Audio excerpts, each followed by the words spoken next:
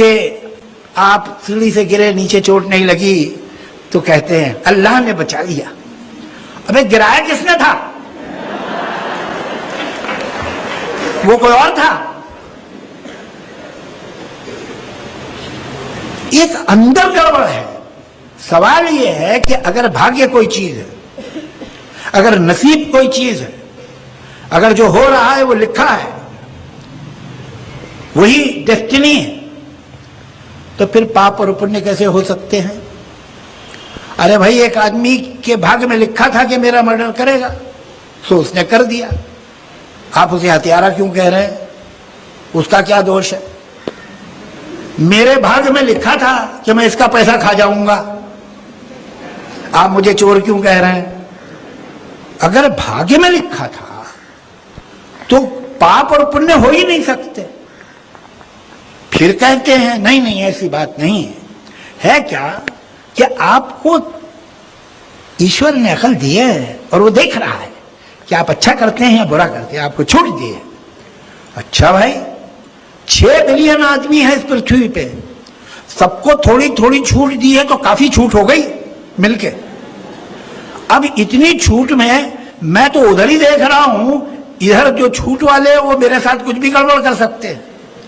तो मैं अब जो कहते हैं ना कि पत्ता उसकी मर्जी के बगैर नहीं हिलता, तो ये जब आपने छूट सबको दी हुई तो बहुत सारे पत्ते उसकी मर्जी के बगैर भी हिल रहे हैं। दोनों काम ये आपस में ही, जो आप ध्यान से देखेंगे, जो धर्म होते हैं इनका आपस के अंदर ही जो बात, एक बात तो दूसरी बात में ही अंतर विरोध है। अब या तो कोई गॉड है, खुदा है, ईश्वर है, जो टोटल कंट्रोल है, जिसका टोटल कंट्रोल है तो पाप पुण्य नहीं हो सकता, पाप पुण्य है तो टोटल कंट्रोल नहीं हो सकता। तय कर लो भाई, जो कहो हम वही मान जाएंगे। अच्छा सा मुझे फ्री मिल रही, फ्री विल मिल गई, मुझे छूट मिली कि अच्छा देखो तुम क्या करते हो। मैंने बुरे काम किए, मैंने की चोरी, जेब कतरा बन गया, मैं पिक पॉकेट हो गया। कोई बड़ा जुर्म नहीं किया, मैं सारी जिंदगी लोगों की छोटी छोटी चोरियां करता रहा। अब मैं मर गया। मरने के बाद, अब मरने के बाद कुछ हो सकता है या नहीं हो सकता, इस बारे में भी बात करते हैं। जो मैं सोचता हूं वो बताऊंगा। मरने के बाद अलग अलग फॉर्मूला हैं। जैसे जो सेमेटिक रिलीजन है, जूडाइज्म, क्रिश्चियनिटी, इस्लाम, उसमें आदमी ऊपर जाता है, वहां पर कोर्ट है, कोर्ट में कहते हैं अच्छा तुमने ये किया था, सुनो ऐसा करो, इसको स्वर्ग में भेज दो, भाई साहब आपको नरक में जाना पड़ेगा, जो भी वह चलता है। तो अब मैंने तो सारी जिंदगी चोरी की थी, जेबें काटी थी, कोई ऐसा डाका नहीं मारा था मैंने, किसी को हमला नहीं किया, सके थी भाई लोटा लेके भाग जाता था, कुछ कहीं पर दरवाजे पे कोई चीज रखी है, दूध की शीशी लेके भाग गया, ऐसा छोटे मोटे। मगर चोरी थी तो मुझे तो नरक में ही जाना है, तो मैं चला गया। अब आप ये बताइए कि ये छोटी छोटी चोरियों के लिए मैं कितने दिनों नरक में रहूंगा? हजारों लाखों करोड़ों साल।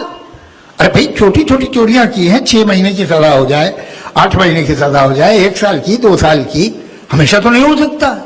ये तो कोई जस्टिस की बात ही नहीं है। और वहां भी नरक में आग और कूड़े और गर्मी और तकलीफ और ये बहुत टॉर्चर वहां बहुत ज्यादा है।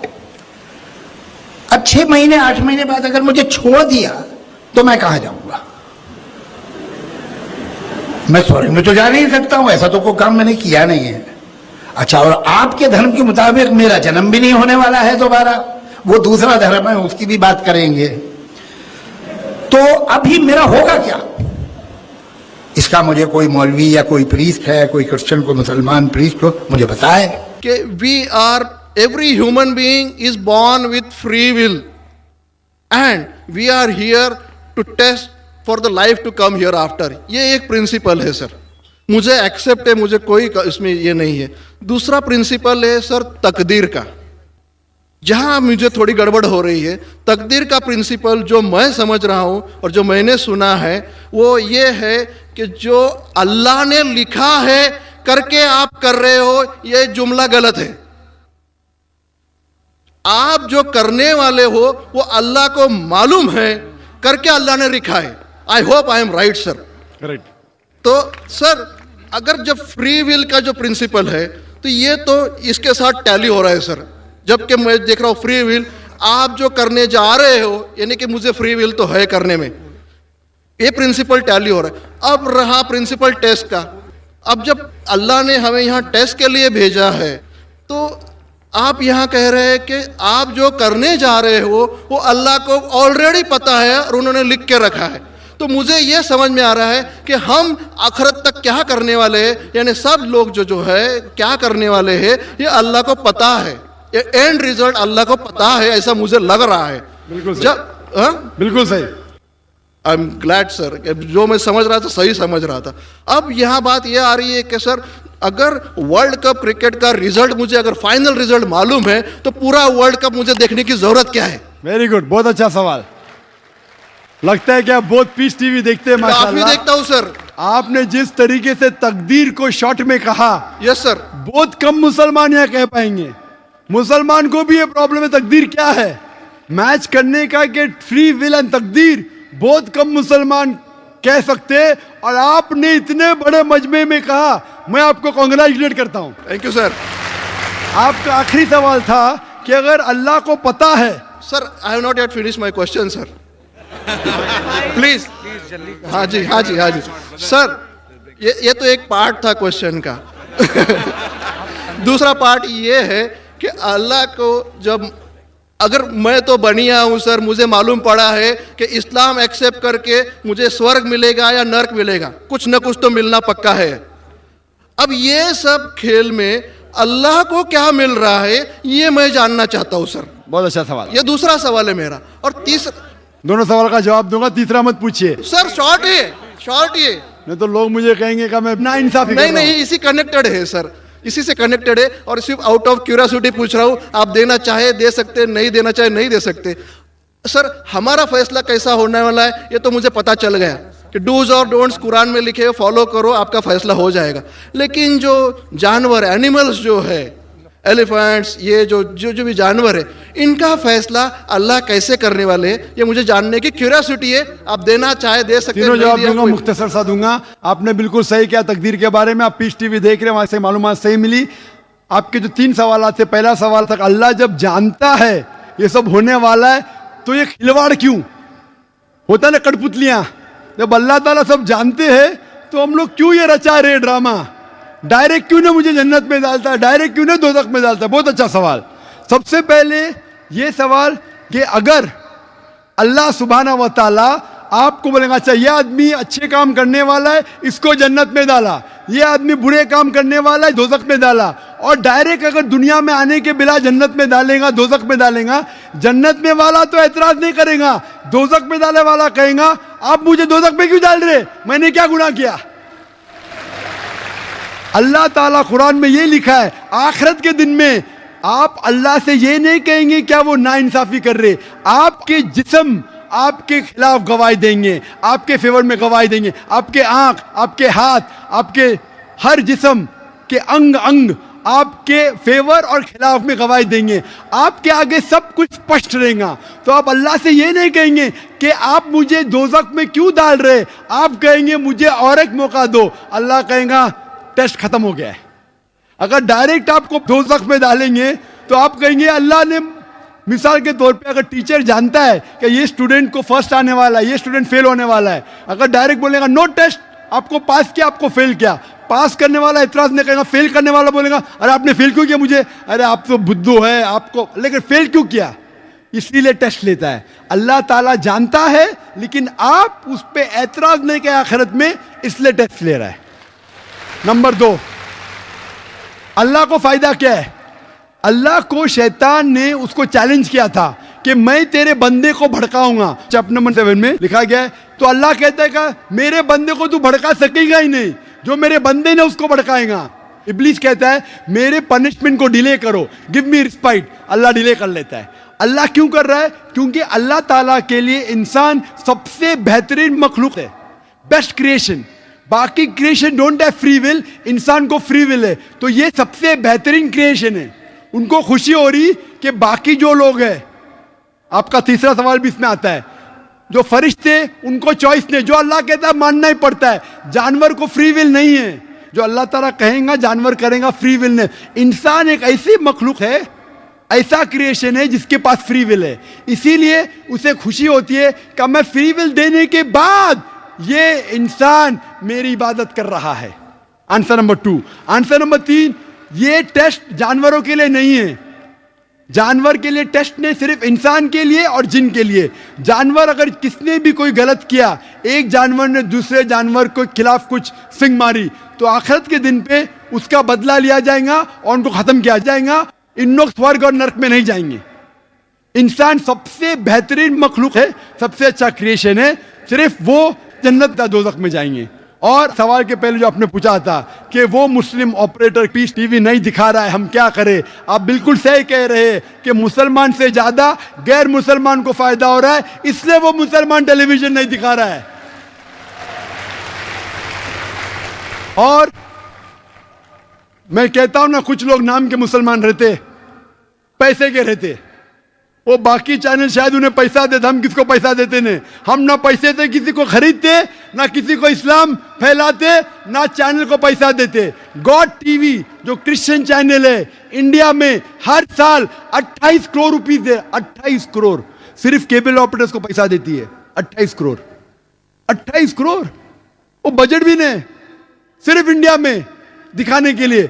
हम पीस टीवी बोलते हमारा अमन का टीवी, हम आपको 1 रुपया देंगे नहीं, दिखाने का दिखाओ, नहीं दिखाने का मत दिखाओ। तो ये लोग पैसे के पुजारी, अब्दुल्ला ने अब्दुल रुपया है, ये मुसलमान हो ही नहीं सकता, जो भी है, मैं जानता नहीं कौन है। और आपको सजेशन, आप क्या कीजिए, बॉयकॉट करो उनको, बॉयकॉट करो, आप पर्चा निकालो, जो पीस टीवी नहीं दिखाता है हम केबल टीवी नहीं लेंगे। मैं जानता हूं कि बहुत से गैर मुसलमान केबल टीवी पे पीस टीवी दिखाते, जो केबल टीवी ऑपरेटर, मुझे पूना से कहा गया है, बहुत से गैर मुसलमान दिखाते, ये लोग सिर्फ नाम के मुसलमान हैं। इन लोग पीस टीवी देखेंगे तो सही लाइन पे आएंगे, खुद भी देखते नहीं और दूसरे लोग को देखने नहीं देते। मैं क्या कहता हूं, अगर नहीं देखते, आप बिल्डिंग में, एक बिल्डिंग में डिश लगाओ, एक डिश का खर्चा 5,000 है, वायर दो, वायर का 100 रुपया और या 200 रुपया और 600 रुपया और 5,500 में 10 लोग देख सकते हैं। एक आदमी कितना देगा? 500 रुपया।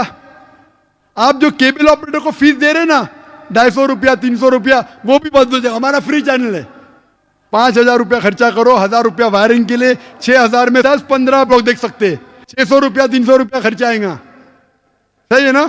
और मैं कहता हूं कई लोग ने खुद का केबल शुरू किए, ये मुसलमान नहीं दिखा रहा, उसको छोड़ दो। और वही मुसलमान, आज मेरा मैनेजर कह रहा था, एक केबल ऑपरेटर में जानता नहीं, हमारा टीवी दिखाता नहीं, लेकिन लाइव टेलीकास्ट दिखाना चाहता है। तो मेरे मैनेजर मंसूर भाई ने कहा, अजीब बात है, आप हमारा केबल दिखाते नहीं, बोलते पुलिस परमिशन देती नहीं, कि आज आपको पुलिस परमिशन मिली? चुप हो गया। फिर भी मैंने कहा मैनेजर से दिखाने दो, अल्लाह उसको हिदायत दे। दिखा रहा है कि लाइव टेलीकास्ट दिखाने का। लाइव टेलीकास्ट और डिफिकल्ट है, पीस टीवी पे सब एडिट होता है, यहाँ कोई गलत चीज कह दिया तो सब लोग को सुनने में आएगा। तो पीस टीवी पे 3-4 बार देखा जाता है, कुछ गलत नहीं, कोई किसी के खिलाफ बात नहीं कर रहा है। लाइव में तो कोई भी बात कर सकता है। फिर भी मैं सिर्फ दुआ कर सकता हूं कि अल्लाह इस मुसलमान को हिदायत दे, और आपसे दरख्वास्त कर सकता हूं कि आप शुरू कीजिए, आपके साथ और लोग आपका साथ देंगे, और इंशाल्लाह ऐसे लोग का केबल चैनल ही बंद हो जाएगा फिर। सर मैं कोशिश करूंगा सर। और मैं दुआ करता हूं कि आप जैसा कहा कि 5 साल से आप मेरी तकरीर सुन रहे, और आपको लगा कि आप जो कहते हैं कि धर्मों में गलत बातें होती है, और ये मेरा हमेशा कहना है, हर धर्म के ठेकेदार से कहो ये बात सबूत से पेश करो, चाहे हिंदू धर्म हो, जैन धर्म हो, ईसाई धर्म हो या इस्लाम हो, सबूत पेश करो, कुरान में लिखा है कि नहीं, हदीस में लिखा है कि नहीं। और मैं दुआ करता हूं कि अल्लाह ताला आपको हिदायत दे, आपको सही रास्ता दिखाए, और अमन का मजहब कबूल करने के लिए हिदायत दे। कोशिश करता हूँ। Thank you sir. जी भाई, माइक नंबर 1 से अगर कोई सवाल हो तो करें। मेरा नाम है त्रिविक्रम दास पालखे, मैं नौकरी करता हूँ यहाँ पर एक हार्डवेयर और क्लाउड के दुकान में। मैं आपका बहुत बार प्रवचन टीवी पे देख चुका हूँ, बहुत आनंद भी आता है। अक्सर आप का जो प्रवचन रहता है, जो हिंदू का जो आता है, आप वेदों से देते हैं, आप यानी जो भी वेदों से कंपैरिजन करते हैं, लेकिन हमारे जो वेद है वो अक्सर जो है वो स्वर्ग यानी जन्नत तक ज़्यादा करके ये करते हैं। लेकिन उसके आगे अगर हिंदू में अगर हम लोग जाएंगे अगर सही में हिंदू भी नहीं बोलते, हम सनातन धर्म कहते हैं। जैसे आपने अभी व्याख्या किया था, नदी के पार के हिंदू उसको कहा जाता है, तो हम तो सनातन धर्म से है। तो सनातन धर्म में हमारा जो आता है जो भगवत गीता, जैसे आपके अंदर जो ये है, जैसा बाइबल का आपने, इस्लाम का ये है, कुरान है, तो इसी तरह हमारा भगवत गीता है। और जो भगवान के बारे में जानना है, यानी अल्लाह के बारे में जानना है, तो अगर हमारा है तो भागवतम है। तो भागवतम से हम लोग, हमारा चलता है सब कुछ।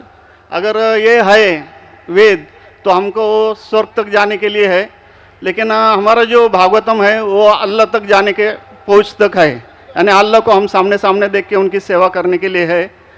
तो जो अभी आपने जो भी बोले थे, जो जवाब दिया था, अभी कर रहे थे औरतों के बारे में, माताजी लोगों के बारे में, तो हमारे भगवत गीता में भी लिखा है कि औरत को भगाता है तो उसको मार दीजिए। ऐसा नहीं है कि आपके इसमें सब में एक ही जैसा है। और आपका प्रवचन मुझे बहुत बहुत अच्छा लगा कि आपने जो कहा, जो लिखा गया किताब है, वो किताब के मुताबिक चले तो बहुत आदमी सुखी रहता है। बाकी तो मैं और कुछ सवाल तो कुछ पर्सनल पूछना चाहता हूँ, बाद में मैं आपको मिल के सब पूछूंगा, सबके सामने नहीं पूछ सकता, लेकिन आपका प्रवचन सुन के मुझे बहुत आनंद आया। हमारे हिंदू भाई ने कहा है कि वो काफ़ी मेरे तकरीर देखते हैं टीवी पे और प्रसन्न होते हैं, खुसूसन जब मैं हिंदू धर्म के बारे में कहता हूँ। और वो कहते हैं कि वो सनातन धर्म को मानते हैं, और सनातन धर्म में भी आपको शायद ये पता होगा कि सबसे अव्वल किताब भगवत गीता नहीं है, वेद है। भगवत गीता सनातन धर्म, अगर आप पढ़ेंगे आर्य समाज, आप आर्य समझिए,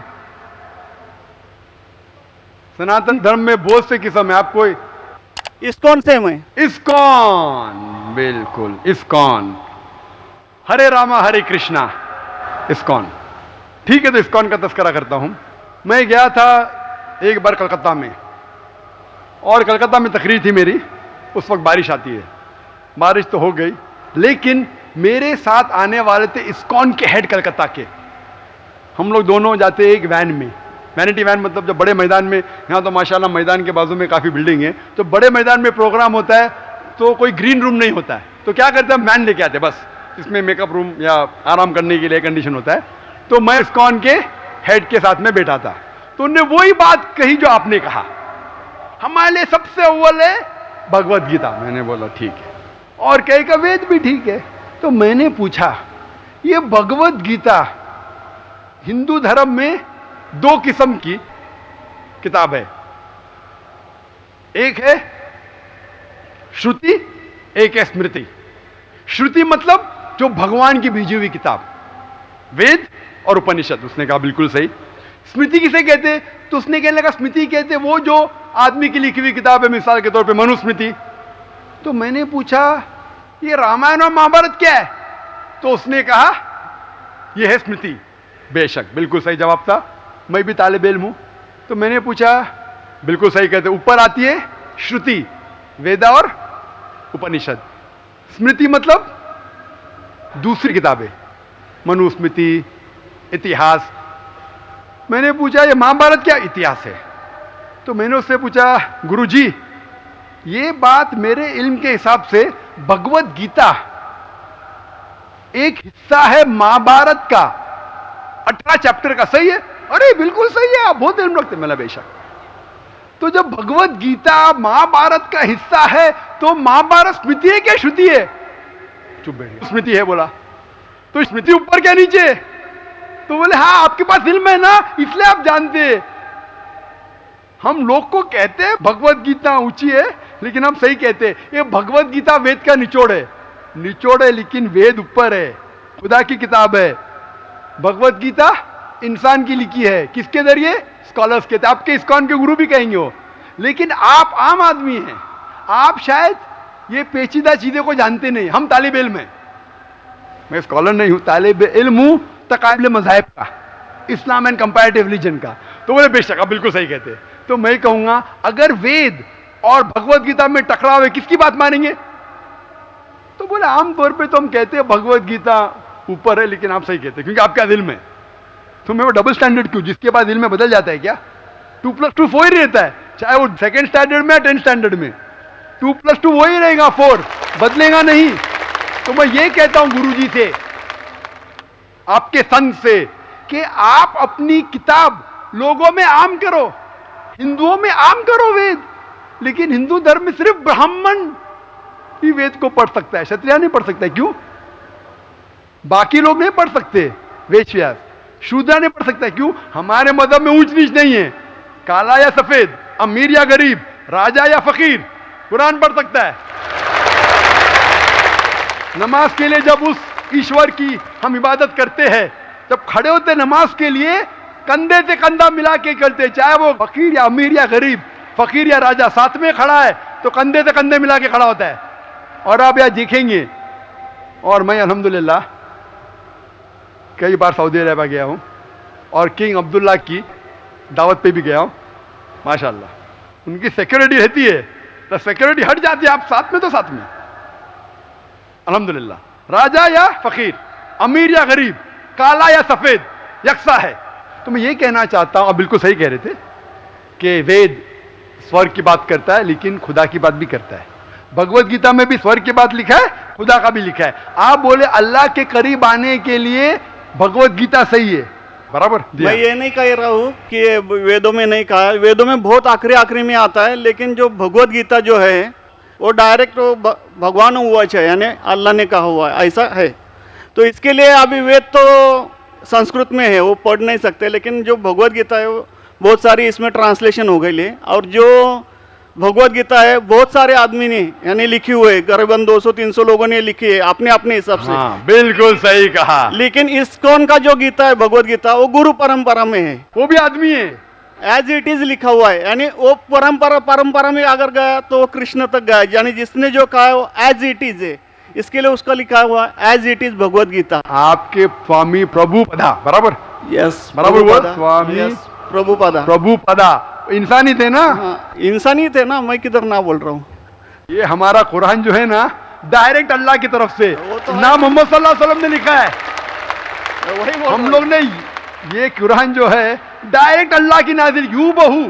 इसलिए जितने भी दिगर मज़ाहिब की किताब है, जैसे वक्त जाने लगे बदलते गए। आप बिल्कुल सही कहते, 300 किस्म की किताब है, बाइबल सैकड़ों किस्म, हमारे IRF में 200 किस्म की बाइबल है। आप किस में मानेंगे? कुरान आप लो, कोई भी कुरान लो, इंडिया में, अमेरिका में, यूके में, हिंदुस्तान में, पूना में, हूबहू वही है। एक लफ्ज की बात दूर रही, आ की मात्रा, ई की मात्रा, जबर जेर पेश, वो भी फर्क नहीं है, फत्ता दम्मा कसरा में भी फर्क नहीं है।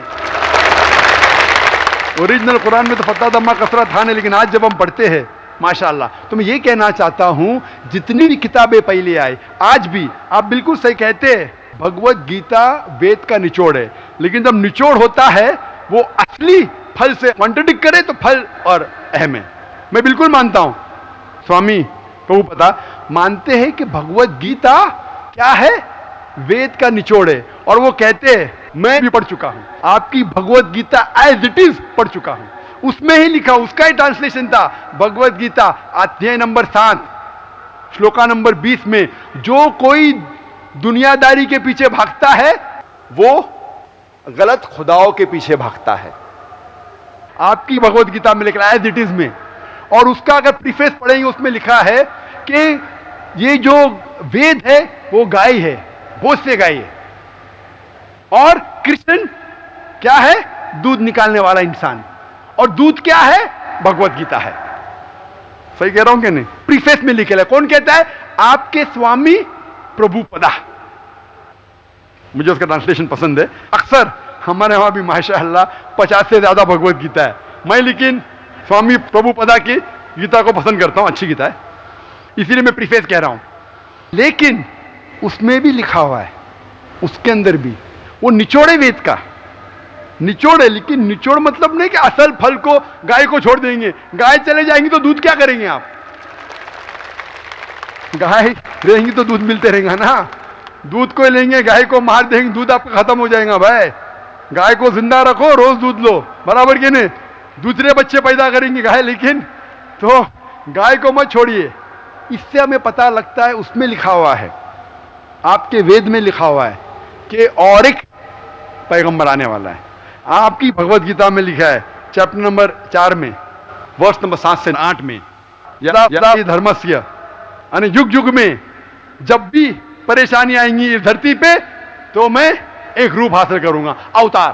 अवतार की सही मानी आपको मिलेगा वेद से, उसमें पता चलता है जिसे हम कहते हैं पैगंबर।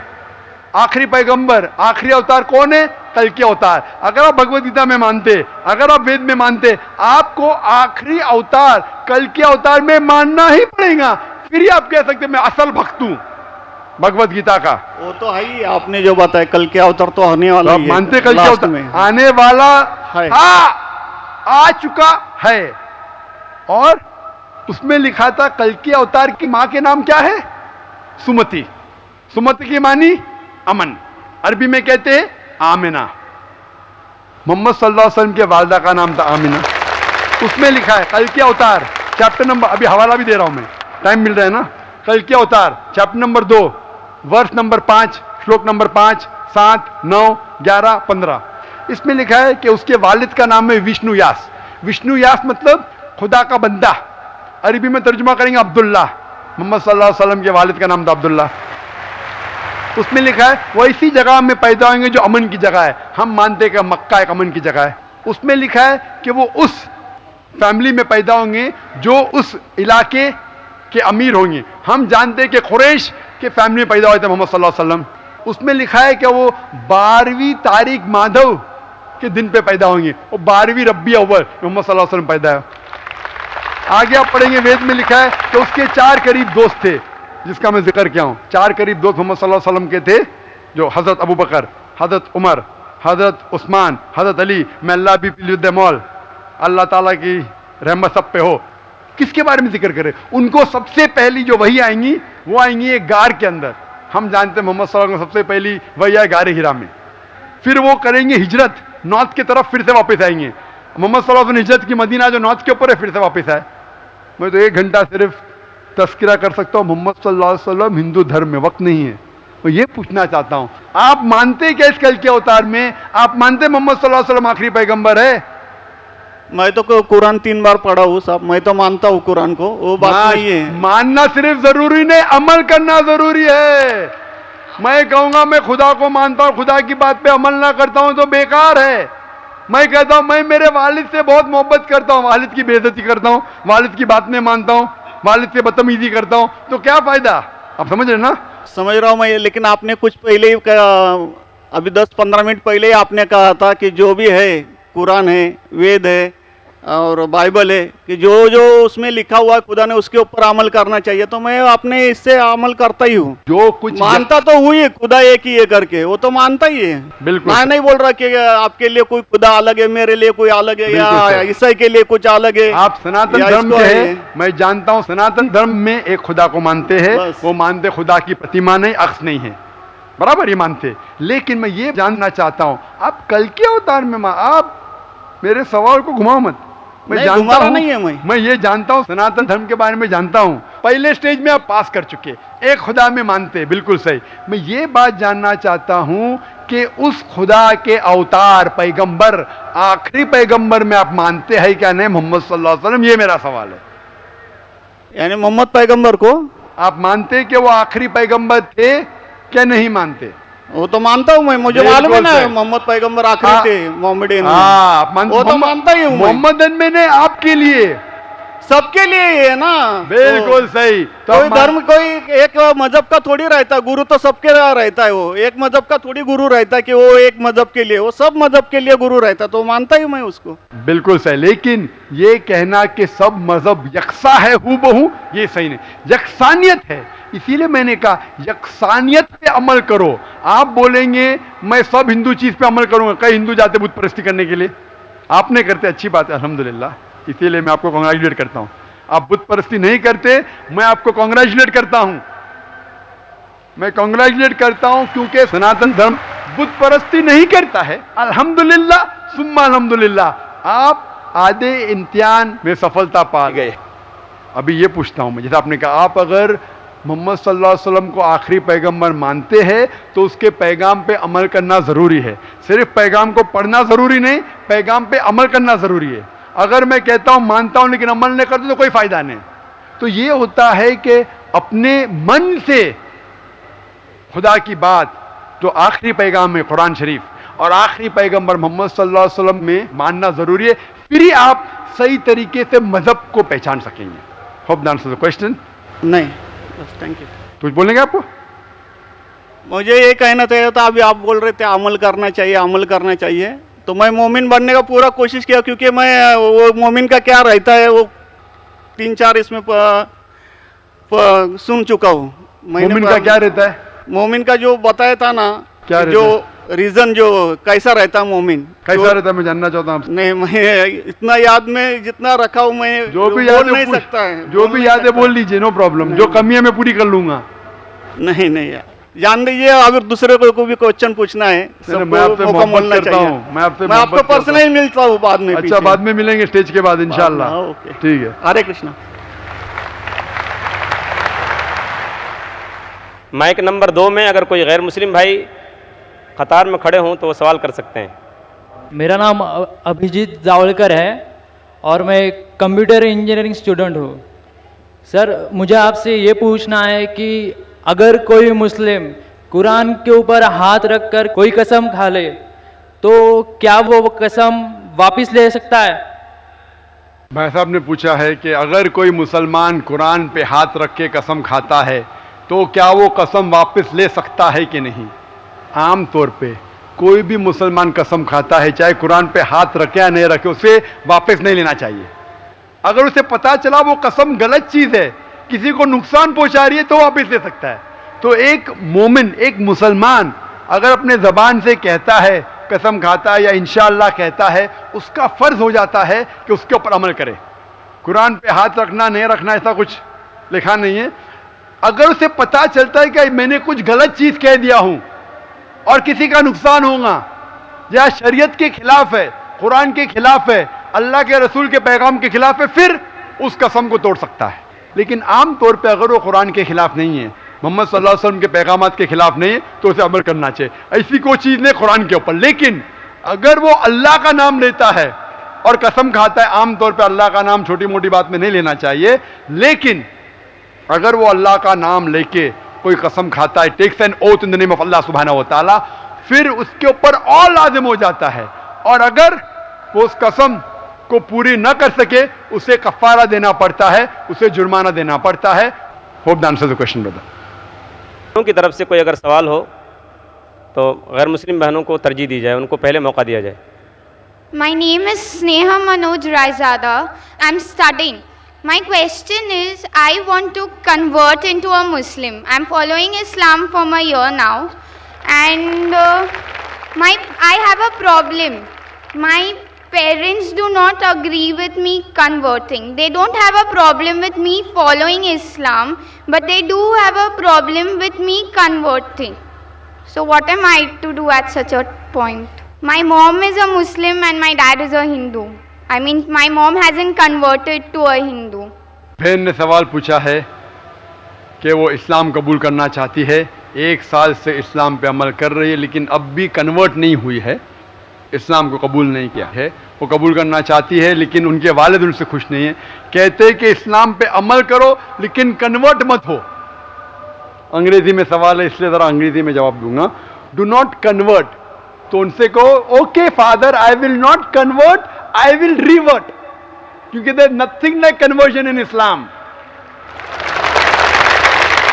हमारे पैगंबर मोहम्मद सल्लल्लाहु अलैहि वसल्लम ने कहा कि हर इंसान जब वो पैदा होता है वो मुस्लिम पैदा होता है। मुस्लिम के मानी अपने मन से अल्लाह सुब्हानहू व तआला की तालीमात पे अमल करना, उसे कहते हैं मुस्लिम। तो हर इंसान, हर बच्चा जब पैदा होता है वो अपने मन से अल्लाह सुब्हानहू व तआला के मुताबिक अहकामात पे अमल करता है। उसके बाद हमारे मोहम्मद सल्लल्लाहु अलैहि वसल्लम पैगंबर कहते हैं, उसके बाद वो इन्फ्लुएंस होता है अपने वालिद से, अपनी वालदा से, अपने टीचर से, अपने गुरु से, और फिर हो सकता है कि वो बुत परस्ती करना शुरू करता है, वो अंगार की परस्ती करना शुरू करता है। और अगर कोई आदमी गलत चीज की इबादत करता है और फिर कोई गैर मुस्लिम बनता है, उसे कहते हैं रीवर्ट। मतलब ओरिजिनल हर इंसान मुसलमान था, उसके बाद गलत चीज सीखने के वजह से वो गैर मुसलमान बनता है। तो कोई आदमी, कोई गैर मुसलमान जब मुस्लिम होता है उसे कन्वर्ट नहीं कहते, उसे रिवर्ट, फिर से सही मजहब की तरफ जाना, लौटना। हम नहीं कहते आप मजहब को बदलो, अपने सही मजहब पे लौटो। तो कन्वर्जन, कन्वर्ट करना गलत लफ्ज है, सही लफ्ज है रिवर्ट। कहना कि मैं मजहब को बदलूंगा गलत है, कहना चाहिए मैं सही मजहब के पास वापस लौटूंगी। तो आपके वालिद से कहो, आप बिल्कुल सही कहते हैं, मैं कन्वर्ट नहीं होंगी, मैं अपने मजहब को नहीं बदलूंगी, लेकिन अपने मजहब के पास वापस लौटूंगी। और इसके लिए और डिटेल्स चाहिए तो आप जा सकते हैं, मेरी तकरीर सुन सकते हैं। इसके ऊपर कई सवाल जवाब है इसके ऊपर, जिस पे मैं तस्कीरा किया हूं, किस तरीके से साबित कर सकते हैं कि हर इंसान मुसलमान पैदा होता है। और आप अपने वालिद से ये कहना चाहिए, आपने कहा कि आपकी वालदा मुसलमान है और हिंदू नहीं, लेकिन आपके वालिद हिंदू है, तो आप कहो अपने वालिद से कि हिंदू धर्म की किताब भी पढ़ेंगे तो उसमें लिखा हुआ है कि एक ईश्वर की इबादत करो जिसका कोई अक्स नहीं, कोई बुत नहीं, कोई प्रतिमा नहीं, और आखिरी पैगंबर इस किताब, हिंदू किताब में लिखा है मोहम्मद सल्लल्लाहु अलैहि वसल्लम। तो आप कहना चाहिए कि मैं हिंदू किताबों पे और पुख्तगी के साथ अमल कर रही हूं, क्योंकि हिंदू किताबों में लिखा है क्या एक अवतार आने वाले हैं जिसका नाम है कल की अवतार। तो आप कहिए आपके वालिद से, आपके पिता से, आप भी कल के अवतार पे अमल करो, और उस कल के अवतार जो आखिरी पैगाम लेके आए खुदा की तरफ से, वो है कुरान। आप अगर 1 साल से अमल कर रही है, लेकिन आपने कहा आप इस्लाम कबूल करना चाहती है, इस्लाम कबूल करने के लिए आपको नाम बदलने की जरूरत नहीं है, नाम से कोई मुस्लिम बनता नहीं है, नाम बदलने की जरूरत नहीं है। नाम बदलना चाहे तो आप बदल सकते हैं, नाम बदल सकते चाहे तो, लेकिन बदलना फर्ज नहीं है। तो अगर आप ये कहते अपने मन से आप मानते हैं कि खुदा एक है और उसके अलावा किसी की इबादत नहीं करनी चाहिए और मोहम्मद सल्लल्लाहु अलैहि वसल्लम आखिरी पैगंबर है, आप अपने दिल में भी रखें तो मुसलमान हो जाते हैं। ऐलान करने की जरूरत नहीं है, ऐलान करना चाहते हैं अल्हम्दुलिल्लाह। अगर आप डरते हैं कि मैं ऐलान करूंगी तो कोई मुझसे जबरदस्ती करेगा या मेरे वालिद मुझे मारेंगे, आपको अगर खतरा है तो ऐलान करने की जरूरत नहीं। आप और आपके खुदा के बीच में ऐलान करना चाहती है तो बेशक ऐलान कर सकती है, तो करना चाहिए, ऐलान करना फर्ज नहीं है। कई गैर मुसलमान मेरी तकरीर के बाद दिल में ही मान लेते, मुसलमान हो जाते, ऐलान करने की जरूरत थोड़ी है। लेकिन अगर ऐलान करना चाहते हैं, एक आदमी मेडिकल डॉक्टर बनता है और बोलता है मैं डॉक्टर नहीं कहूंगा अपने आप को, मैं फिर भी डॉक्टर है, लेकिन अक्सर जो डॉक्टर है खुश होता है ना, MBBS पास होने के बाद क्या कहता है, डॉक्टर, मेरा नाम भी डॉक्टर जाकिर नाइक है, लेकिन डॉक्टर से अच्छा दाई है माशाल्लाह। तो अगर दिल से मान लिए, अमल कर रहे, तो मुसलमान हो गए। आप दिल में भी अल्लाह को शहादत दी, आप मुस्लिम हो गए। लेकिन लोगों को कहना चाहती है खुशी के मारे, जो होगा हो जाने दो, आपकी बात है, लेकिन ऐलान करना फर्ज नहीं, वो आपकी मर्जी। ऐलान करना चाहे तो कर सकते, नहीं भी करे, दिल से माने तो आप मुसलमान हो जाते। Hope the answer the question. ऐलान करना चाहते कर सकते, न ऐलान करना चाहते दिल में भी मान लिए, चाहे आपके वालिद को बुरा लगा के ने, आप मुसलमान हैं। Hope the answer the question. तो दोस्तों ये थी हमारी आज की वीडियो, उम्मीद है कि आपको पसंद आई होगी। इस तरह की दिलचस्प वीडियोस देखने के लिए हमारे चैनल को सब्सक्राइब ज़रूर करें। जिस तरह जावेद अख्तर ने इस्लाम के बारे में कुछ घटिया बातें कही और डॉक्टर जाकिर नाइक ने जो जवाब दिया, उम्मीद है कि आपको पसंद आया होगा। इस तरह के लेटेस्ट और नई वीडियोस देखने के लिए हमारे चैनल को सब्सक्राइब ज़रूर करें। और आपके जहन में कोई भी सवाल हो हमारे चैनल के हवाले से या डॉक्टर जाकिर नाइक के हवाले से, आप पूछ सकते हैं, इंशाल्लाह हम आपको जवाब देंगे। आज के लिए इतना ही, मिलते हैं नेक्स्ट वीडियो में, नेक्स्ट लाइव स्ट्रीम में। अल्लाह हाफिज़।